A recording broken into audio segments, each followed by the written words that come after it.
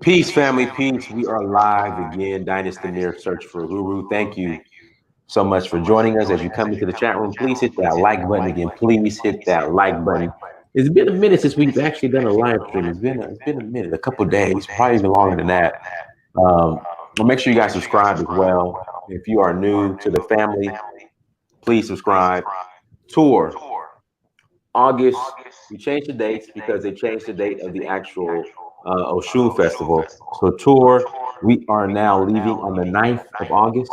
Again, leaving on the 9th of August, arriving in Nigeria on the 10th, and then returning on the 16th. Oshun Festival is going to be August 13th. We're going to have a great time in Nigeria. So please join us, guys. We're going to have an awesome time. Come and be a part of the family in Nigeria. If you're interested in rolling, make sure you go to dynastymir.com and check us out. Yeah, there is an echo. I don't know if that's on my end or is that on. No, you got your headphones in. Yeah, I got my headphones in. Okay. Hold on one second. Is an echo in there? Testing. Yeah, it is. It's an echo. Hold on one second. Okay, so the echo cancellation is off on my end. Okay, so let me see. What is going on with technology?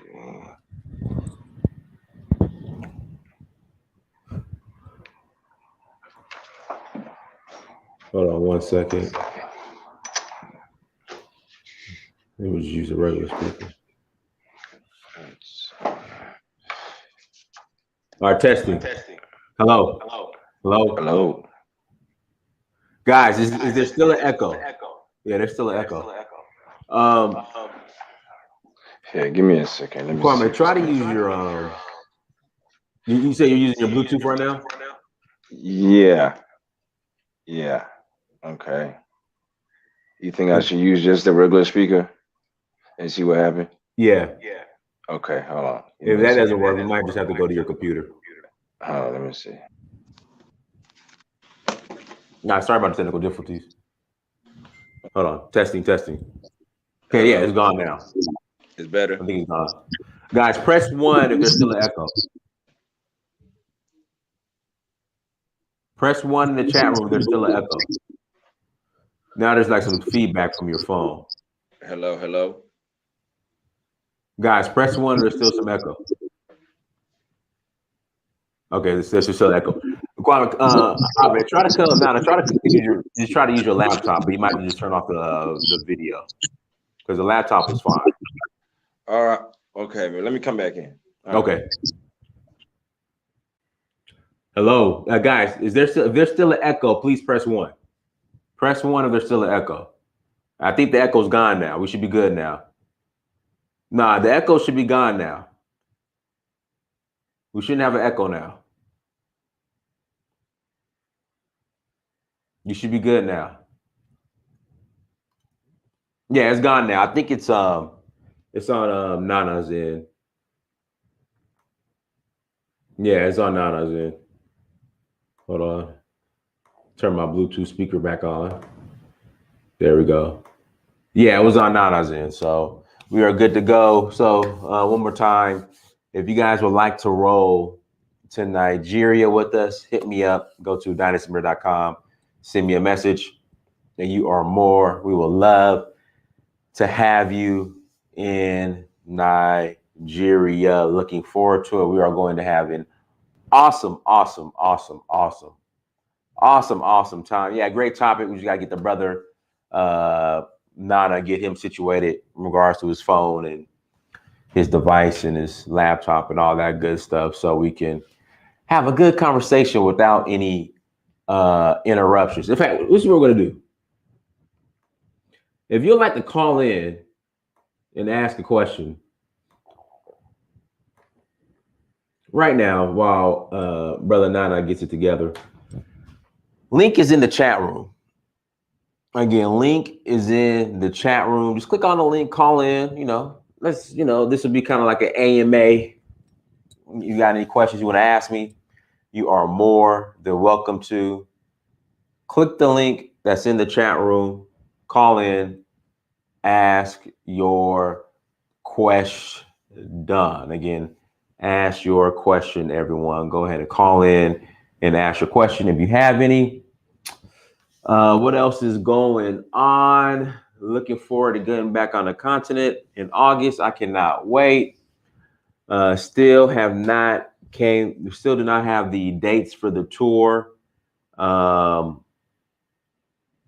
for Sierra Leone in November or early December. I need to make a note to self to make sure I contact my people in Sierra Leone. Let's see here. Let me go ahead and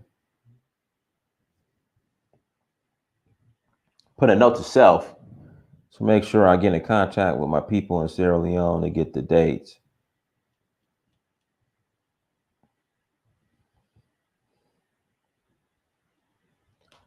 Hold on one second.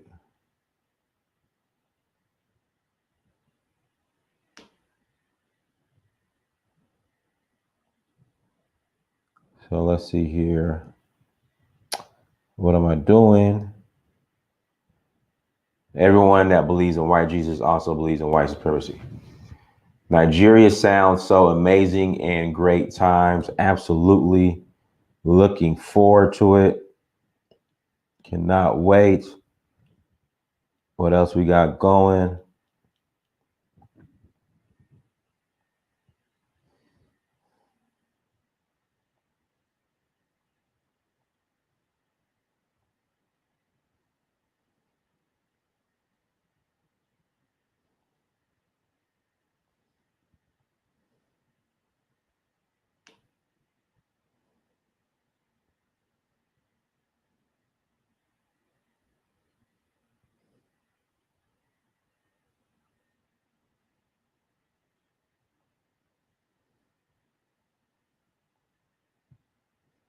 Hold on one second, you guys.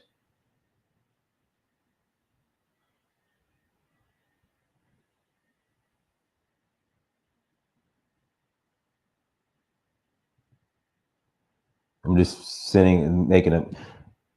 Ah, man, where you at, brother? Send that back.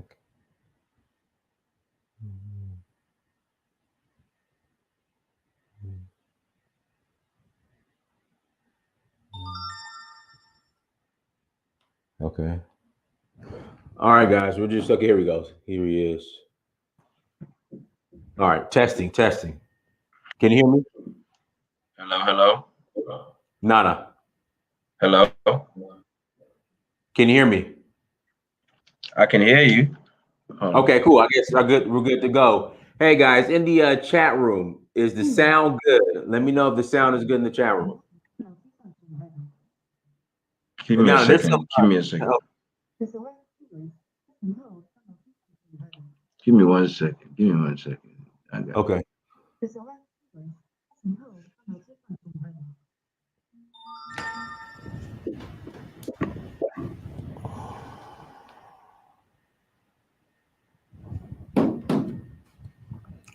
I do not know much about Zambia.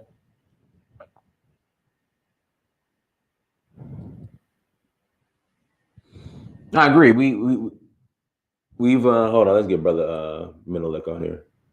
Brother Menelik, go ahead. Jay Lion, go ahead. Unmute yourself. I'm just listening. I just jumped in. Okay, go ahead, bro.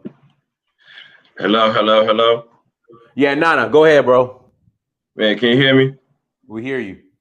Man, blessings, man. My sincere apologies, man. You already know how I feel about this type of situations, man. I apologize to you and your audience.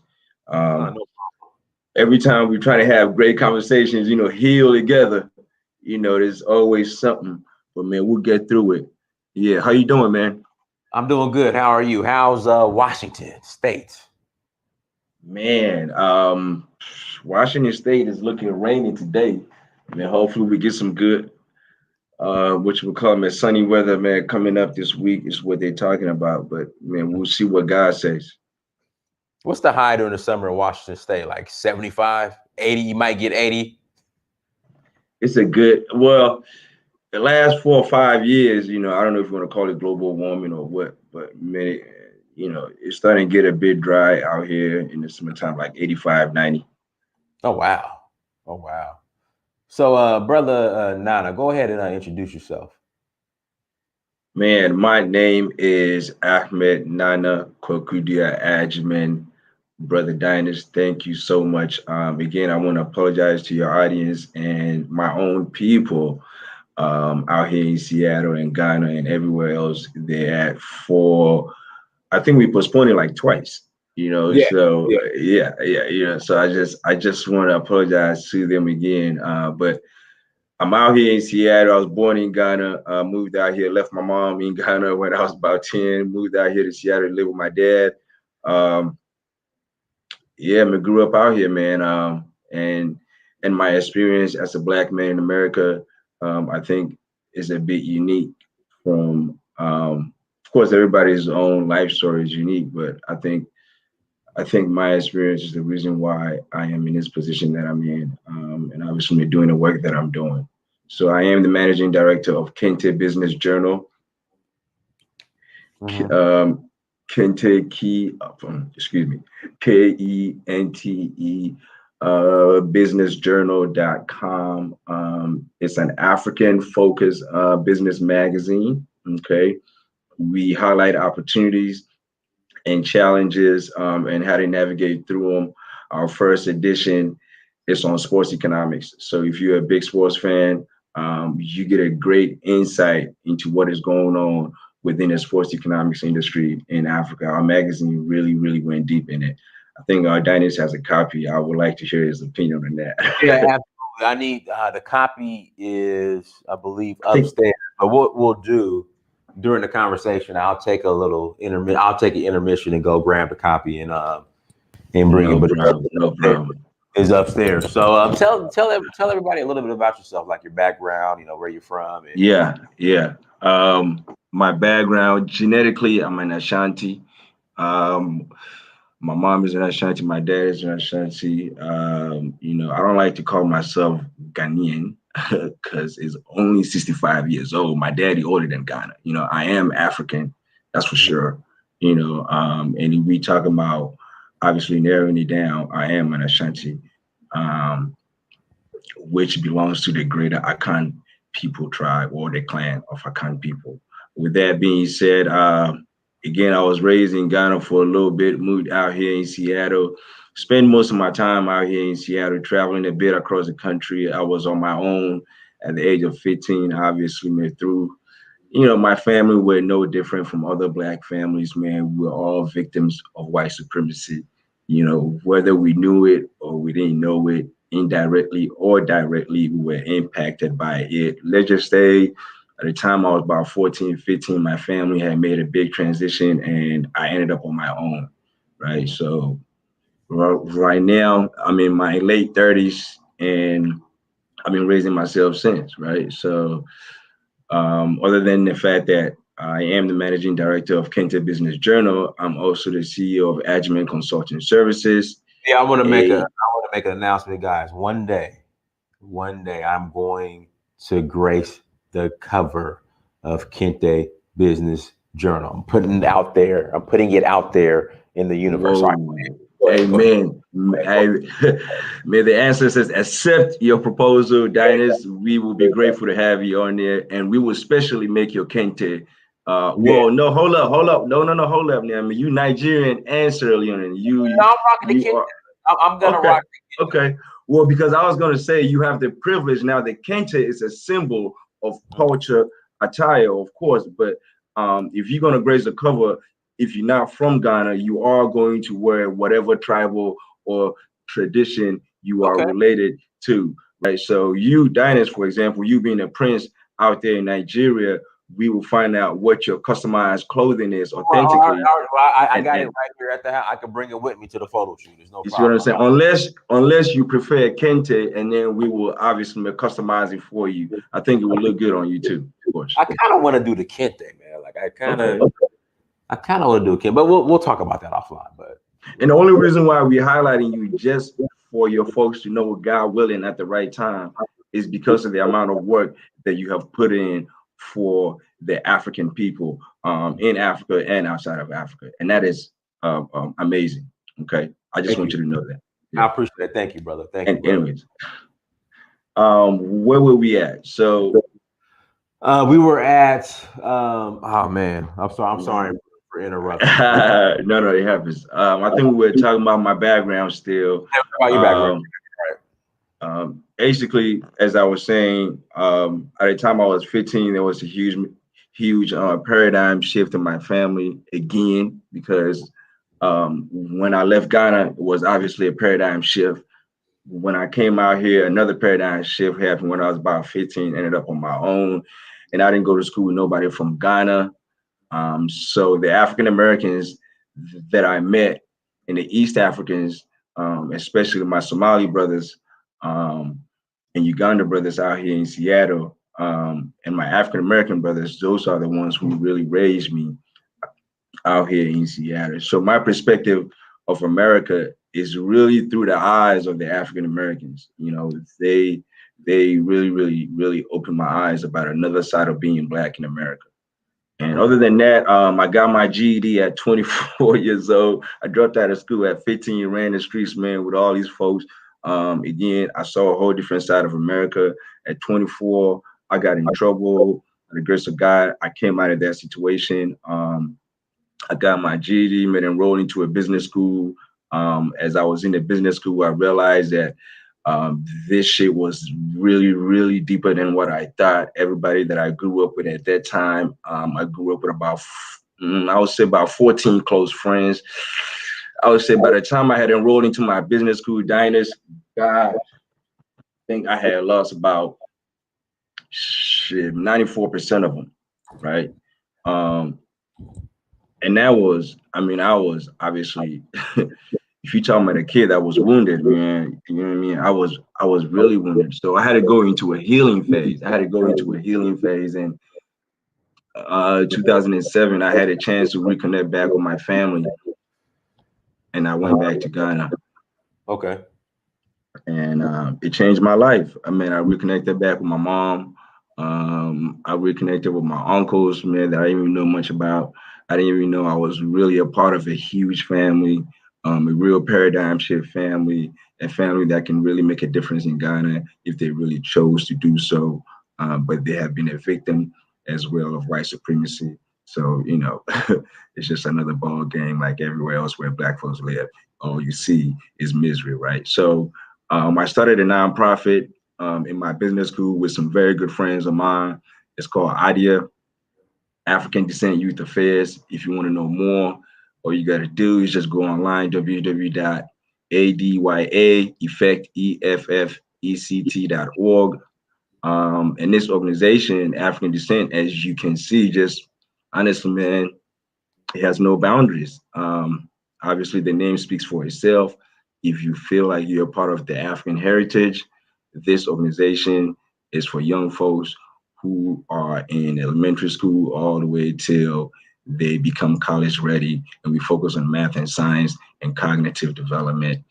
In Seattle, in the city of math and science, I just don't know how me and my friends were such victims of unnecessary violence and unnecessary exposure to criminality and all that stuff. So obviously, all this is a part of that hidden agenda of white supremacist system that we might not even be aware of, but indirectly, it's such a part of our lives every day, right? So in a city where we got Amazon, we got Microsoft, we got Boeing, we got Starbucks. I mean, you talking about the population of Seattle is shit, man, less than 1.2 million, right? And the African descent community is not even that big. And we have the highest rate, okay, in the county jailhouses, right? So these things are not by coincidence. You don't plant corns and eat yams. That's not how it works, man. 2 + 2 is 4. So we human beings are a part of making decisions, and those who are making that decisions out here in my community in Seattle and outside of Seattle have been a part of a system which has not been in favor of my people, and it's not by coincidence. So I just wanted to highlight that. But yeah, after the nonprofit, I came out of business school and enrolled into a master's program. Obviously, doing logistics and supply chain management. And then I was going back and forth to Africa. You know, I realized Africa was a present and a future. I started becoming the history of Africa. I mean, really just, I really went into the process of healing. Like ever since I reconnected to Africa in '07, it's just I have not been the same. I realized that I was nothing without going through the process of understanding my past and what that means to moving forward. You know what I mean? So I just really became humble and just really digged in to understand why we are who we, why we are where we are right now as a people, and what is it going to take for my generation and those coming after who we have room to make an impact on. Um, what is it going to take to see a different tomorrow, right? So that's where we are right now. McKinsey Business Journal is a big part of that. I'm in the diaspora, so Um, we have a team in Ghana, a strong African, brilliant team that is involved in research and working for us. And all that research is turned into articles, and then we bring it to the diaspora. So we bring out information that you might not see out there in public. Okay, so the only way we're going to keep doing that is when you guys really jump on and really support us, read the content, obviously we critique the content logically, you know. And yeah, I mean, we look forward to growing with everybody. You Dynasty, know, man, that was long, but man. no, this is what I'm gonna do. I'm gonna go ahead and grab the journal real quick. Go ahead and jump into the topic, and let me go get the journal real quick so people can see it. Okay. So today we're talking about, do Africans believe in white supremacy? And I'm sorry, guys. I wish you guys could see my face. The camera situation has been a problem today. So today we're talking about white supremacy, right? Do Africans believe in white supremacy? Honestly, the quick answer is no. The Africans in the diaspora, I think, have had a different interaction experience with the white people. So they understand white supremacy more firsthand, better than the Africans on the continent. The Africans on the continent have not had the opportunity um, to continue to be colonized physically under white supremacy, right? As you know, most African countries today is run by African people. So, you know, you ask yourself, well, how is how is white supremacy impactful when they have their land and they are governing themselves, and they're making their own decisions, right? I mean, every African country has its own parliament.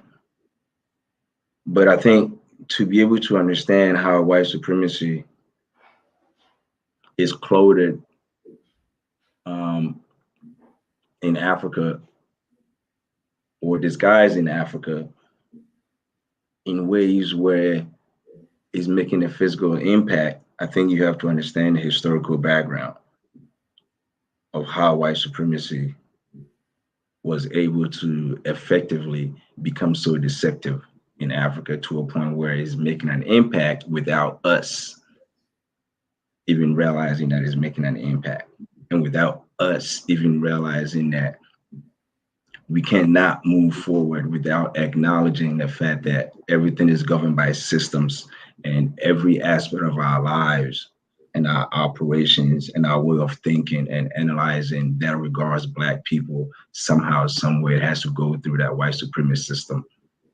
And until we understand that it's really the fabric of our governing operational lives, we're just not going to be able to heal properly, right? So let me see here. I'm gonna give you a little background of how it made its way into Africa. Give me a second here, as I get my notes together.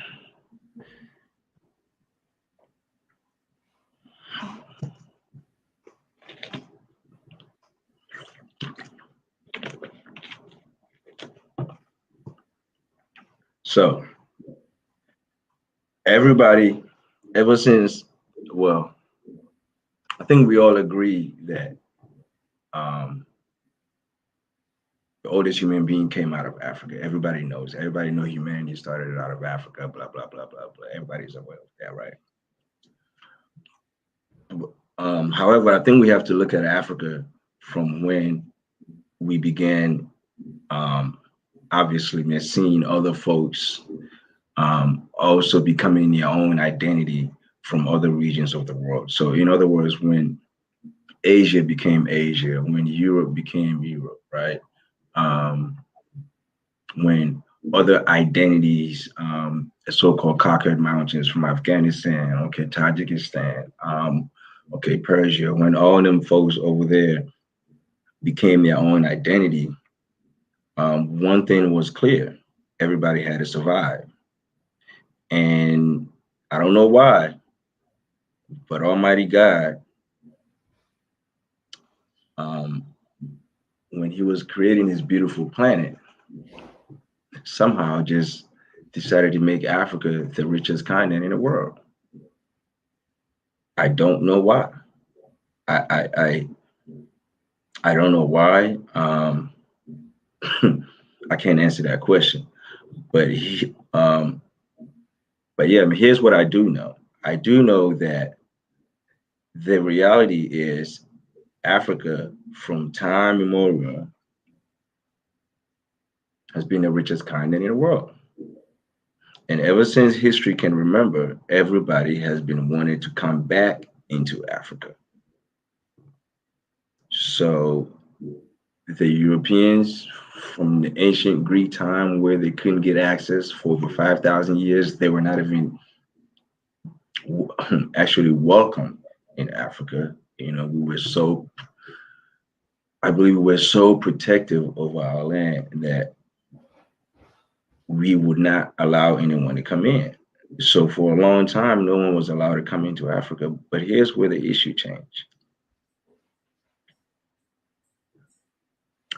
When Africa was officially able to be invaded, it created a path for other empires from different parts of the world to obviously use Africa as, what is the term?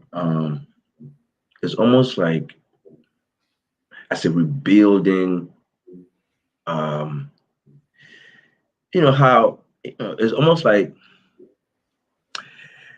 I don't. I'm trying to find the right term for it. It's almost like a rebuilding bank.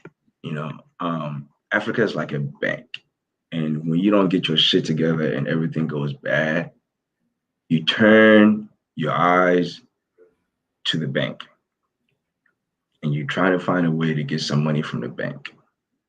Well, what happens when the bank don't want to give you no money, or the bank wants to give you some money on terms that it's not favorable to you? Well, you got to find a way to get that money out of there by any means necessary. So Africa became a bank for a lot of empires who, for one reason or another, you know, had always ran into issues, and they turned to Mother Africa. And the Romans were no different. So the Romans came into Africa, and we all know the stories of the Romans. They were pagan people. They came into Africa and they got initiated into Christianity. And the first two popes were Africans. If you don't know much about it, I believe you should go into it and research. It's very, very interesting research. It should be a part of your healing. I think it will help you psychologically and be able to extend your understanding on how Christianity was formed.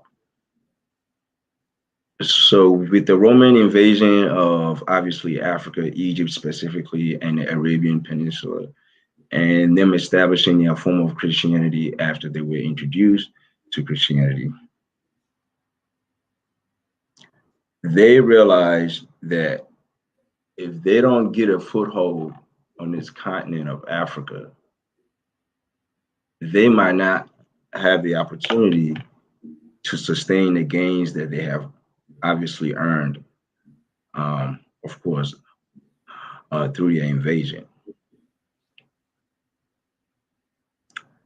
So they had a plan. And the plan was, and still is, beautifully executed. It's probably the most brilliant plan as a system development tool to impact everyday activity that has ever been established. I don't think anything has been able to surpass the process of planning and establishing what we call white supremacy today. But it began with the Romans. That's when it started. I think they really took that idea or that model to a whole different level and really, really implemented it. Where's Brother Dynasty at? I guess we're still waiting on him. Yo, I'm looking for the magazine. Like it was, I just had it. You lost that beautiful magazine? I didn't lose it. I didn't lose it. Man, guys, y'all gonna have to hold him accountable, man. Man, he gonna have to purchase like 500, man, just for losing one.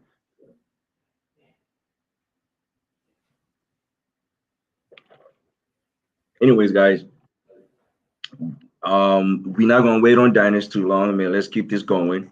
Okay. So, long story short, the Africans who created the Christianity, Africans who created Christianity, and were practicing their religion, and the Romans came. They wanted obviously what the Africans have, and they took it. Okay, and they took it by getting rid of Jesus. Unfortunately, a lot of people wouldn't say that, but they did. And then they wanted to be initiated into Christianity and eventually created their own form of Christianity by having their own type of pope. What they have as a pope is not anything new. It was always evident within our way of life. In Ghana, they call it a comfort. Some people will use the term the fetish priest or fetish priest, but it's not really a fetish priest. He's really a prophet. He's able to see certain things when he's being initiated properly. So what the Pope is just another mimicking form of what our spiritual high bodies have always represented. But anyways, it's their own format. And when they were able to establish it as they wanted, they set off for the agenda. And the agenda was, how do we maintain control of this continent through this beautiful spiritual religion that these people are a part of? See, they understood religion as an organizational tool to impact activities. We looked at religion as a spiritual activity of enhancing your purity or your purity, or to purify your everyday life, because no one is perfect. Every day you're going to face all kinds of energies outside of your home, and it's not always going to be great. And spirituality, okay, spirituality plays a big role in being able to leave your house with good energy and come back home with good energy.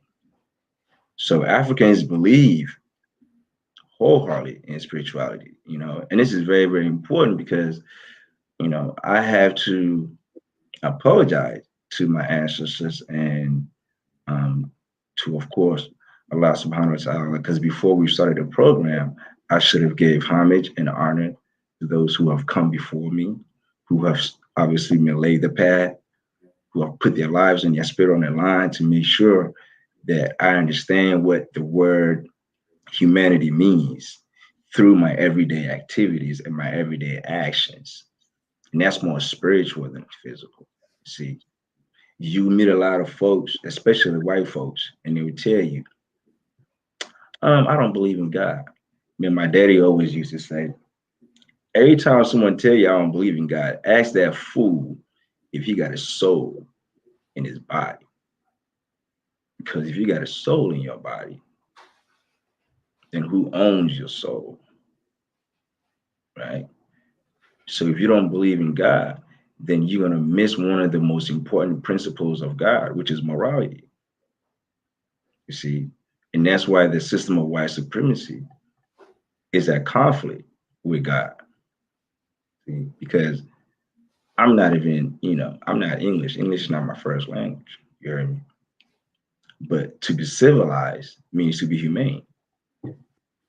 To call an environment a civilized environment is to understand that the inhabitants of that civilized environment look at each other from a humane perspective. So to come from the root cause of a word that belongs to your genetic people called civility and not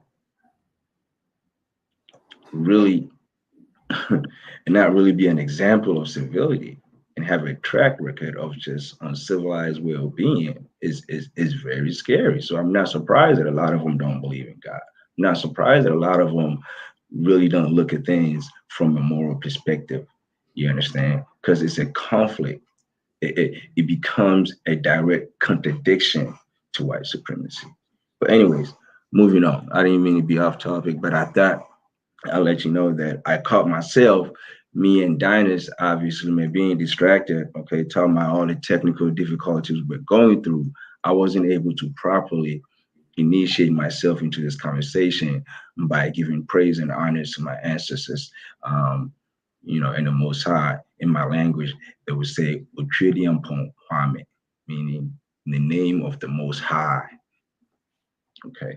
With that being said, to come back to our topic, I'm just giving you a little bit of background, a little bit of background. I'm not going to be all day on the background, but I just want you guys to have a good perspective of how, in my opinion, white supremacy have become so deceptive in Africa. And I believe religion is how they were able to do it. And it is both Islam and Christianity. They've been able to do it with Islam and Christianity. In Africa, white supremacy is spearheaded by religion.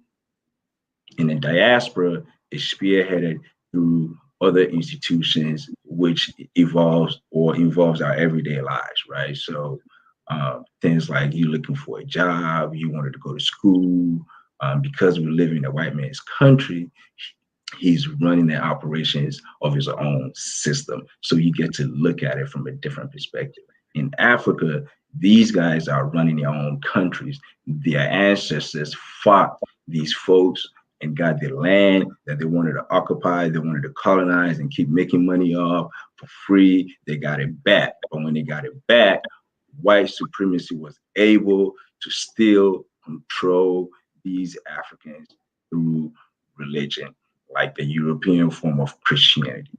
Okay. Just a perfect example of what I'm talking about is, for example, the king of Ashanti is considered to be an Anglican. Okay. Anglican is a European, what we call a denomination Christianity set. Okay. It's from England. It's an English form of Christianity. But the king of Ashanti, who sits on the throne of more than 600 years old, if not even longer than that. Before it became Ashanti, it was its own small entity, in terms of it wasn't an empire as it is today or as it became. But in terms of the bloodline of that throne that the king of Ashanti sits on, it goes back easily to 1,000 years, right there in that same geographical location, right? So you ask yourself today, how old is the Anglican set religion? I'm not going to answer that. You can Google that yourself. But again, through our ancestors having to compromise after we got independence, we had to adapt or adopt a certain type of behaviors and customs or religions, which was contrary to what our ancestors had died for, right? So the king of Ashanti is an Anglican, but ask yourself, when he's being when he's being initiated on a throne, and this is a common sense question which correlates with white supremacy without us even realizing it. We can't even question it because we don't even realize it. Is if if if he is the king of Ashanti and he is an Anglican at the same time, what customs do you think they apply to this man when they putting him on the throne? Do you think they apply the customs of Anglican, or they apply the customs of his ancestors, which they've been using for thousands of years? Nana, man, listen, What's up, man? Hey, man, you owe me 10 copies, man. I'm bro, telling you. man, Nana, I just so yesterday was cleaning day, and I'm not domesticated as my cleaning lady would say. So I Right, right, right. Yeah, Uh, so I think I don't know. It just I'm sorry, man, I man. wish my camera was working, man. You would have seen the look on my face, man. I know. I I'm can gonna tell see. mama on you, man. I'm gonna tell mama Listen, on you, man. listen. I know. I could see the look with the camera off. Like I could see it. Like the camera doesn't have to be on to see the look. Like man. Man, Dynasty, Guys, man, give me one second. guys, make I'll sure be you go right by. back. I'll be right back. I'll be right Okay. back. Uh, guys, hit that like button. I apologize about that. I was looking for this brother's magazine, and it got misplaced. I'm I'm sorry. I feel bad. I feel bad. This brother has a beautiful. It's not even a magazine. It's like a journal. Not even a journal. I forgot the correct term for it because it's not a magazine. It's not a book. It's like a. I forgot what the term would be of how it's made, but it's beautiful, and I don't know where it's. It's gonna pop up. It's gonna pop up. It's gonna pop up. But guys, make sure you hit that like button. Also, make sure you go to dynastymir.com. Also, if you want to roll to Nigeria with us, you want to go to Otoruo, we're going to go to Otoruo. We pass it through. We're going to go kick it in Otoruo while we're there. Make sure you send me an email so I can get you all the details. But I feel terrible. Goodness, man, I'm sorry. I am so sorry. But we're gonna open up the line. So if you'd like to call in, I'm gonna go ahead and put the link in the chat room, everyone. There we go. Link is in the chat room. I'm gonna do it that way. Instead of making you guys email me, I'll make it easier. Just put the link in the chat room. Click on that link. Click on Yo, that link, and you could join the conversation. Man, again, now I don't know, man. Man, I feel so bad. listen, man. Hey, it's so good, man. Listen, you need a few more copies anyway for your own friends in Atlanta who might not be exposed to it. Especially with those athletes. I forgot you was an athlete. So I think a lot of the articles in there, man, you were able to see what's going on in terms of the opportunities or whatnot. But yeah, I was just giving a little background to your audience of how white supremacy has been able to be so deceptive in Africa. And in a long story short, man, I was just explaining it to them that as of right now in 2021, um, it's being spearheaded through religion. And it doesn't matter if it's Islam or Christianity, because there's one thing that a lot of people are not aware of is that white supremacy is obviously responsible for the whole color caste system, you see. And indirectly, this plays a big role in Africa. I mean, I had an article that I had put on Kente Business Journal Instagram. Again, you can go to Kente Business Journal Instagram, and we there. Please follow us. You can also find me on Instagram at Nana NANA underscore KWAKUDUA. NANA underscore KWAKUDUA. But long story short, I had put an article that they had basically released a couple of days ago about a whole bunch of Lebanese refugees moving to West Africa. You Right. see, um, and I know a lot of people had overlooked it, or a lot of people who are not aware of a certain historical backgrounds might not think that's a big deal. However, it's a very big deal. It's a very big deal because the white supremacy as a system of governance around the world has different elements within it. And one of the core elements of this so-called global system is the color caste system. The closer you are to white, the better or the more benefits is going to be available to you. And this is obviously very evident in Africa. When you go there, you see the Lebanese behaving like the new white people. When the Chinese people come, you see them behaving like the new white people.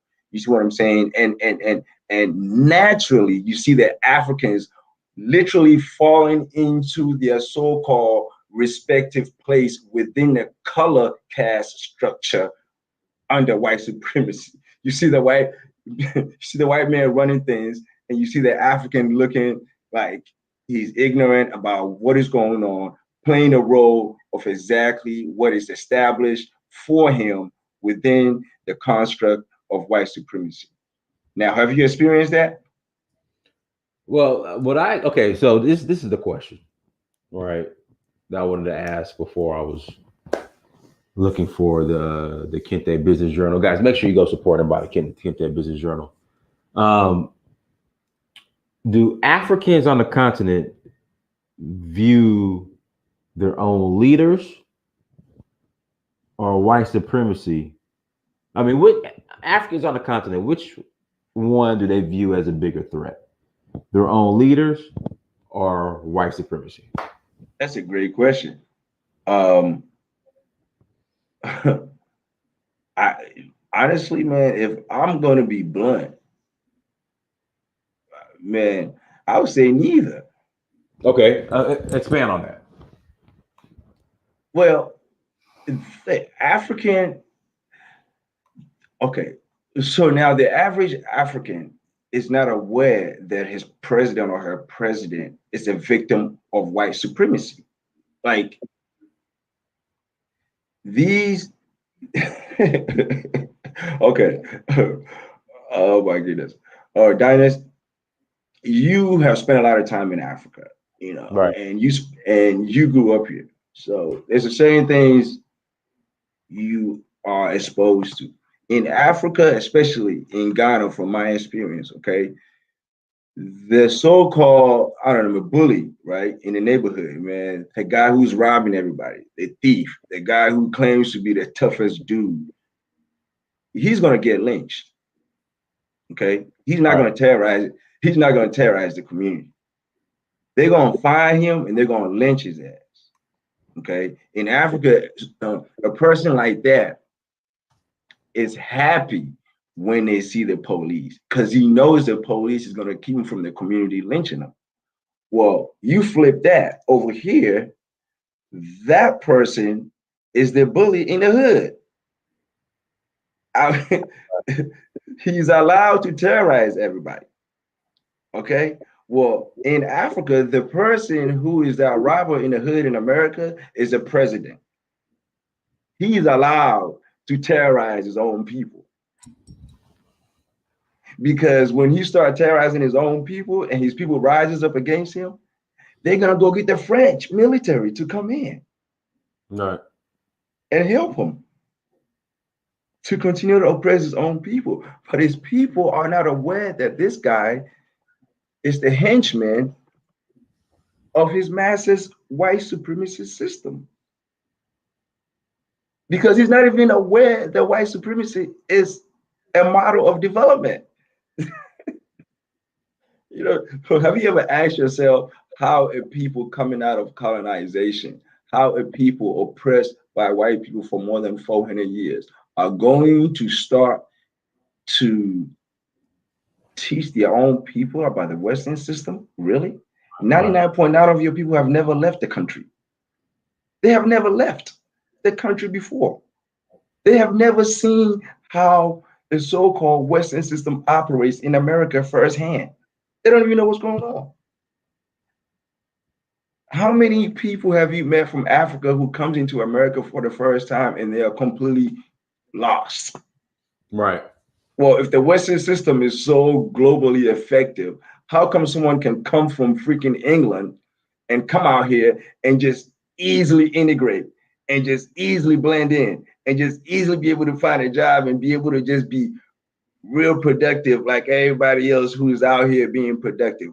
The African person, unless he was handpicked by the master to come straight from Africa, to come out here and get special training, when he finds his own way to get to America, he is clueless about how the system is operating.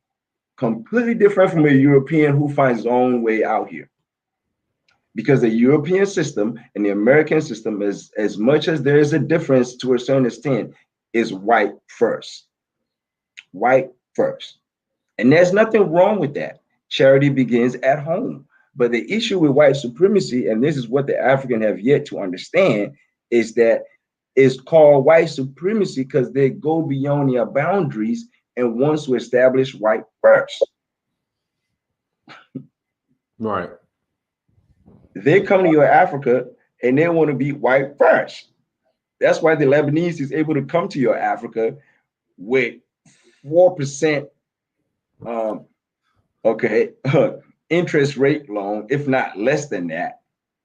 Okay, somehow he was able to get 4% from his country, which is pretty much at war.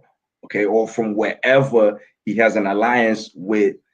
Again, the color system. The color system is an alliance code, right? So if you're close to white and you want resources, you just got to look at wherever they're recognizing the color system or the or the so-called color caste system, which is if you're closer to white, you get access to resources and you maintain those who are as dark as they can or who are darker than you where they need to be, which is at the labor level, at the peripheral state, right? So when you look at how it is so deceptive within the operations of Africa, you have white first being implemented on a continent of 1.4 billion people, where I mean, how many white folks in Africa? Okay, you want to count South Africa? Okay, you want to count those up north Africa? Okay, but let's just say okay, 25% have white descent on the continent of Africa, Yes, if not less than that. All right, let's see here. Let's add some people to the panel real quick. We'll start off with all right, brother Lafayette, go ahead. Lafayette. Okay, all right. Investing out. Yeah, I can't. I don't see. I can't see the rest of your name. Investing out the blue. Investing out the blue. All right, go ahead, brother. Yeah. What's going on with you guys? Peace. Is that a generator? Is that a fan or a generator in the background? Oh yeah, let me go ahead and kill it for you. No, you good. Is that's that ghetto blaster? That's the fan. Yeah, man. I got my own little cutout here, so yeah, I gotta stay cut What's good? What's good? Yes, sir. Yes, sir. But I just wanted to, kind of tap in on some of the things that you were saying. One of the issues you're gonna have in expressing like some of the problems with racism, white supremacy in Africa is the fact that most of them don't have to deal with being black until they're necessarily outside of their environment, right? And what I mean by that, and this is why we gotta be careful when we throw around the word black, because black is something that was really exclusively geared towards black Americans in general, right? And that falls in line with capitalism. So the main tool when we talking about white supremacy is capitalism, right? And as long as that in itself presents an illusion that each individual can get it, therefore one day we'll all be able to get it, we're going to continue to stay in the same boat. Because at the end of the day, there is some of the issues that we have is what? We have all of the resources, but yet we don't have what's necessary to create the finished goods. And the reason why we don't have what's necessary to create the finished goods is because the way that the system is set up automatically is that we don't have necessarily the money to pay in order to create those type of things. All we do is have enough money to allow us to keep producing things for other countries. And so even when we look at things like financial aid, that which was something I brought out earlier, that's something that's a detriment to us, and you don't really have control over if your country gets financial aid or not. They'll send in $2 trillion in financial aid, but yet they get back 5 trillion. That's killing us. You know what I'm saying? That type of stuff. And then when you talk about voting on the World Trade Organization, we only represent, our countries represent 1/10 of a vote. So when you talk about even sitting at the table and having a say so, how do you have a say so when you're 1/10 of a vote in countries like China, Spain, France, and all of the, we already know who they get one country, one vote. That's detrimental in itself. So these like it's the system in it is really what we look at as an issue, and that's the tool that's being used to not only keep up to divide us, but it also keeps up the lust for things that don't really satisfy us. You know what I mean? We want the chips is what hold us here, and then Chick-fil-A, but you can't live off of that. It's And um my brother investing outdated, you said? Invest outdated. out the blue. Out the blue. That's what's up. And shout out to you, my brother, man. You are making some very good points. Look, I tell you this. You see, Africans around the world have been beat down so badly over the years. Okay. And I've seen this with my own eyes when you implement this on human beings. Like I've seen my own eyes. I've seen a thief get whooped so bad he can hardly move. And when he finally able to get up and heal his wounds, every time he comes to the community, he's either gonna mind his own business or he's gonna walk on the other side of the road. Okay. Um, Africans have been beat down so bad that all they want right now, and it's Africans on the continent and Africans outside of the continent. Okay, they've been beat over the years, being stumped on, being spit on, hurt on so badly to a point where we are damaged so badly to a point where we don't even believe or think about the concept of healing, because just the notion of even thinking about it just literally makes you feel like there's something wrong, and you don't want to have no reflection of what you believe that you're going through, right? So Africans on the continent and in the diaspora, when you talk about white supremacy as a system of implementation, it only has power because we are given it power.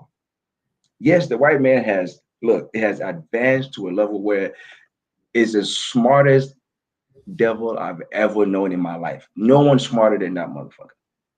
But it only has power because we just want to be left alone. As long as he's not whooping our ass, as long as he's not stomping on us, as long as he's not keeping us from eating, as long as he's not keeping me from going to see my friend and talk about bullshit and laugh about the next man right next door who don't even have no shoes on because you got a pair of Jordans on.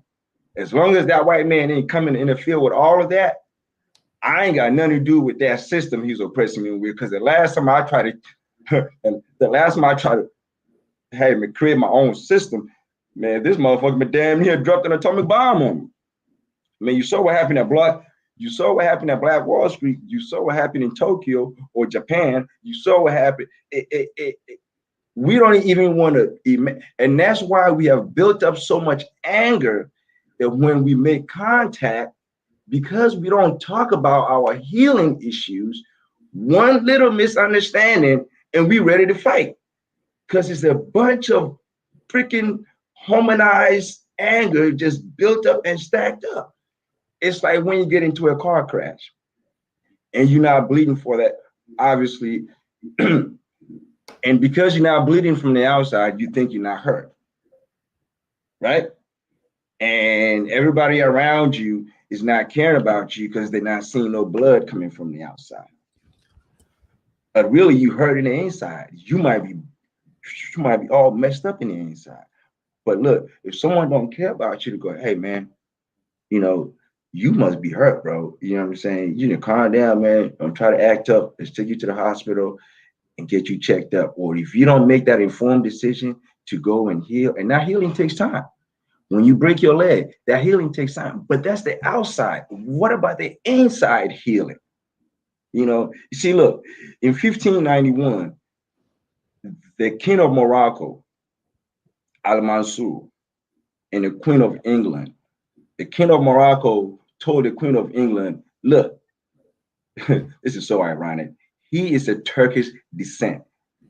Almost all the so-called Arabs in in North Africa are really people of Turkish descent who are the beneficiaries of the Africans who created Islam and expanded it all the way to the Caucasus Mountains. And every time they overtook or they took over your empire, your generals became mercenaries or they became military folks for them.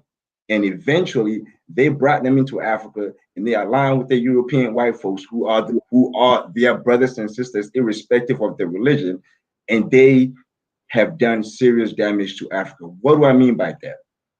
In 1591, Al-Mansur sends a message to the Queen of England and go, hey, I need you to go and invade Turkey. I'm not liking them right now, and I will be on your side if you invade the Ottoman Empire.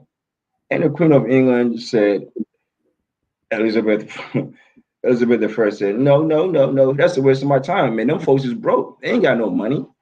He talking about you sitting right next to the gold pot. You need to go and invade Songhai Empire, and I'll give you all the guns you need to go and invade Songhai Empire. Now, Songhai Empire at that time was a Muslim ruling empire. So you had another Muslim, Al-Mansur, right there at the Moroccan Empire, going to invade a Black Muslim empire right south of his empire because he had an alliance with the Queen of England. So white supremacy has no religion. It is really a color caste system which has placed the Black African, whether on the continent of Africa or in the diaspora, at the bottom of that pyramid structure.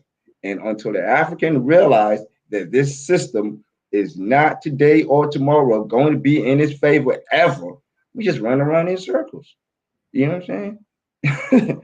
And you saw what happened after he invaded Songhai Empire in 1591. This is an empire that included Nigeria. I mean, you see how big Nigeria is? That's 200 million people today. That whole territory, I mean, it was the size of close to 12 states of the United States of America, if not bigger than that. Invaded that nation for 10 years. That was the beginning of the major transatlantic slave trade. And that was a Muslim empire invading another Muslim empire because they were Black Africans. But the Muslims initiated the Black Africans who were in Arabia, who are responsible for the creation of Islam, just like the Black Africans who are responsible for the creation of Christianity, initiated these so-called white Arabs into Islam. And that's how they paid them in Africa. We have never been the same again since they invaded Songhai Empire in 1591. Hey. And that's I guess brother Pan-Africanism dropped off. So but so what we'll do, we'll go ahead and start closing. We'll go ahead and close out. Nada. Anything else you'd like to share in closing? In closing, I would like my brothers to go on www.kentebusinessjournal.com and support what we are doing. Everything we talking about is because we put in the time to do research to understand what is happening within our communities and find indigenous solutions to it. Charity begins at home. I didn't say it. I will highly recommend and advise my people stop talking about coming together while we are wounded.